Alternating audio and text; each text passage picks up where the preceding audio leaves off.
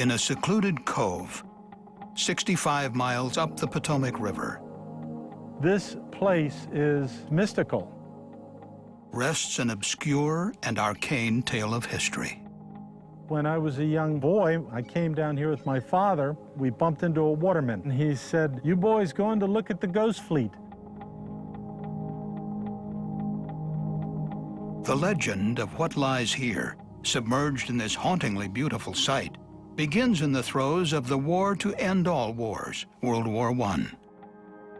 In 1917, desperate to move war supplies across the Atlantic, President Woodrow Wilson issues a call to arms against Imperial Germany.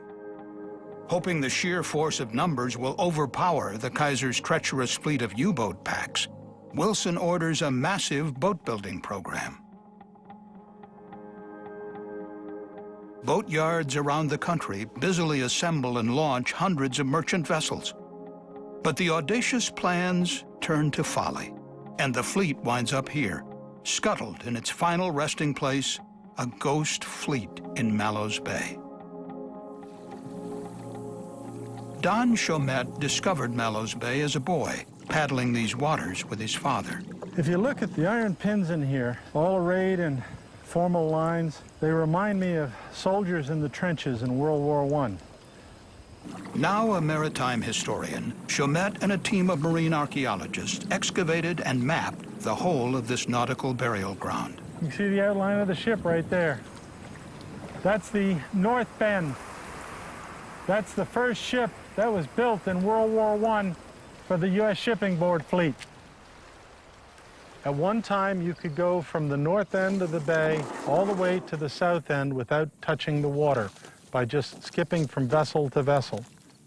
Wow, I have never seen this so exposed.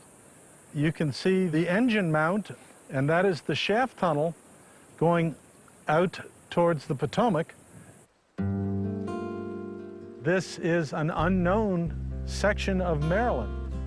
It is a representation of shipbuilding that made America, for the first time in its history, the greatest shipbuilding power on the planet, right here in Mallows Bay. This is the largest marine burial ground in the Western Hemisphere. The remains of well over 150 World War I-era steamships lie in these shallows, alongside many other derelict vessels dating from the late 18th century through the 1980s. Like the old Accomack passenger ferry, a towering hulk left for scrap.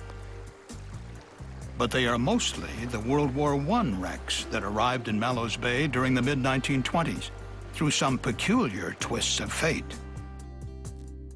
Before any of the vessels could make it to the war, the Germans surrendered. With hulls of wood, not steel, they were obsolete as soon as they were launched.